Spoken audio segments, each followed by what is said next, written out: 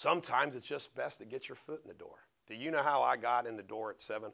I am the only practicing lawyer in the tri-state that's on the freaking radio, a 50,000 watts radio. You know how I got in the door? I offered to be a substitute radio talk show host for free. And I got a phone call one day, and they asked me to do it for free. I got my foot in the door. Sometimes you just want to get your foot in the door in negotiations. In this bad economy, a lot of people out of work have effectively said, hey, I'll work for you for free just to help you, and if you like me, hire me. Well, human nature is if somebody's a sucker enough to let you work for them for free, you're going to feel guilty and you're going to start paying them. I know. If somebody starts showing up working for free, unless you have no conscience, you're going to start paying them. Although I've heard stories where people just take advantage of them. Be creative. That's one of my strengths. Be creative. Think outside the box. No matter what field you're in, don't do the old cookie cutter stuff.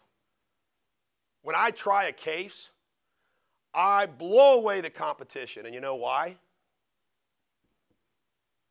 I argue to a jury like there are 12 people in my living room, and I'm trying to convince them that the Dallas Cowboys are better than the Bengals.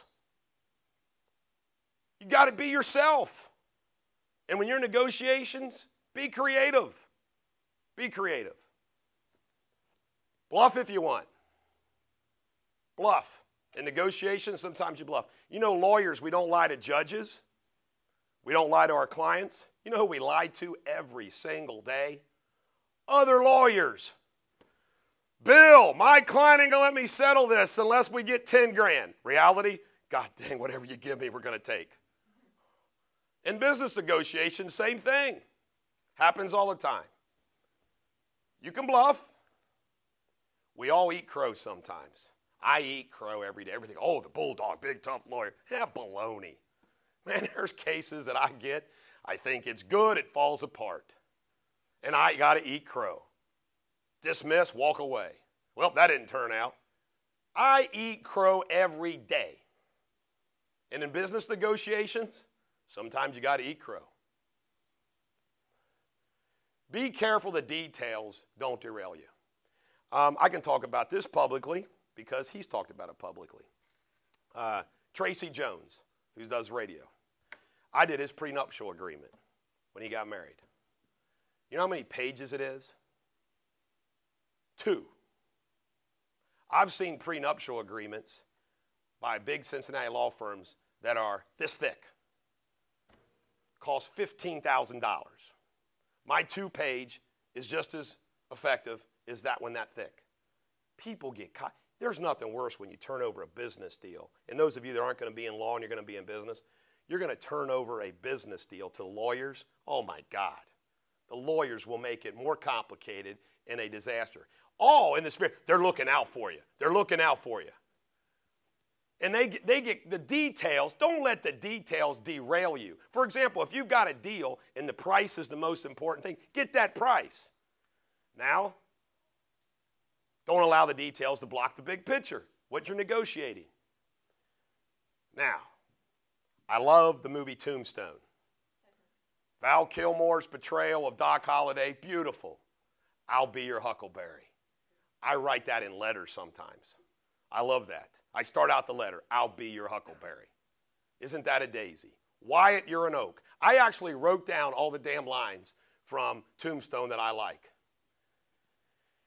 So, the end of the movie, remember what Doc Holliday tells Wyatt Earp? My hypocrisy knows no bounds. We are all hypocrites over something, okay? All great men and women have some flaws.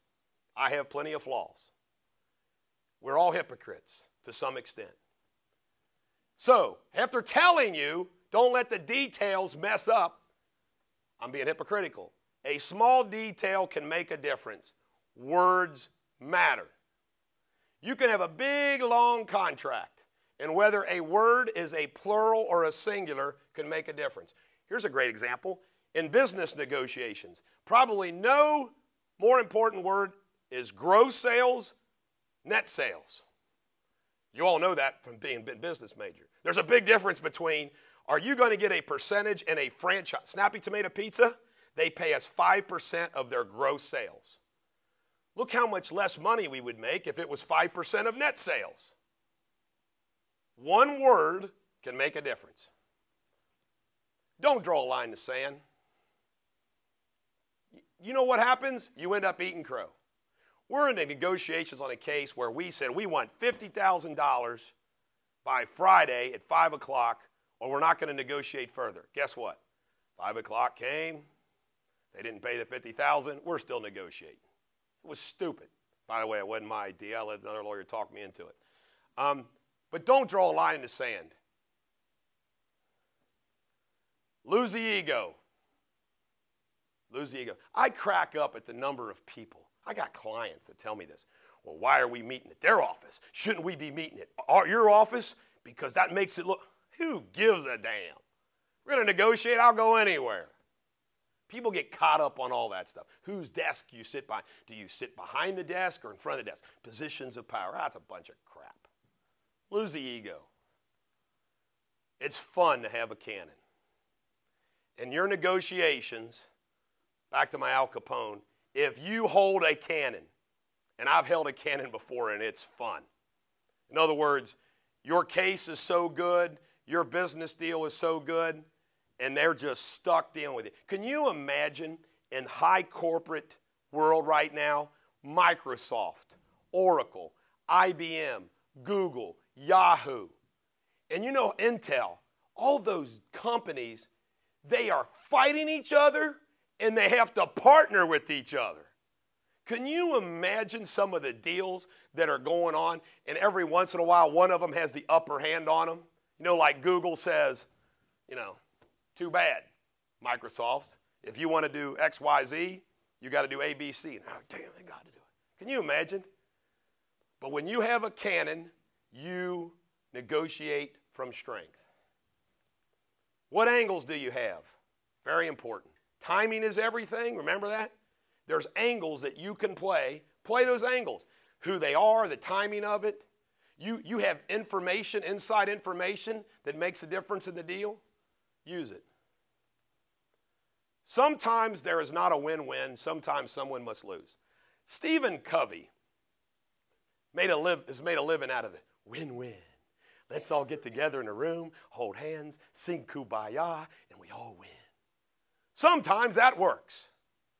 Fox Sports Nets and the Reds. My guess is when they negotiate a deal, Fox Sports Nets wins, the Reds win with revenue. Sometimes there's a win-win. But you know what? Sometimes somebody has to freaking lose. Publicity is a weapon. I can't tell you the number of people that come to see me because they're like, man, I've watched you and you're a master of getting publicity in cases. And we want the world to know how terrible this guy is. Very powerful, but it has to be played. I get accused all the time of being a publicity hound. I don't care. It's good for business. But I can't tell you the number of cases, 99% of them, they're settled quietly and the world never knows about them. Scandal. I represented a woman that was statutorily raped by a huge rock star last year. Nobody ever heard about it. It was resolved. Did I use publicity in my negotiations, do you think? I could have ended a band. I could have ended a band. Talk to the client. Do you want revenge or do you want money? A lawsuit's a weapon. Why? The news media do not like to talk about scandalous things unless it's in a lawsuit because it protects them from libel and slander. They can say the lawsuit says, boom, boom, boom, boom, boom. And filing a lawsuit can be devastating. For example, I do police misconduct, I do medical malpractice, I do personal injury, car accident work, products liability, class action, high-profile criminal things. You're going to think I'm a bad person to tell you this, but I'm going to tell you. I went to high school with a bunch of guys that became doctors.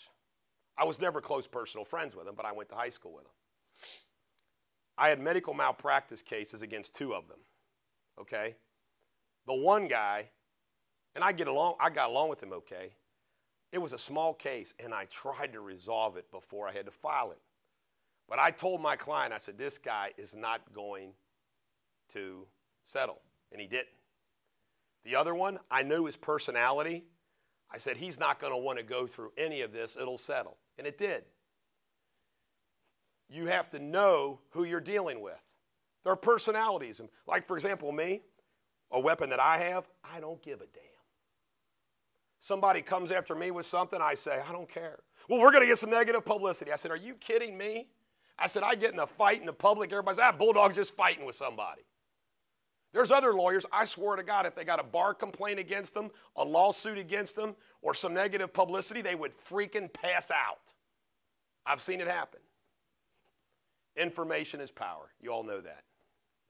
Do you really want to fire the cannon? Sometimes you don't want to fire the cannon. You fire the cannon, you can't take the cannon back.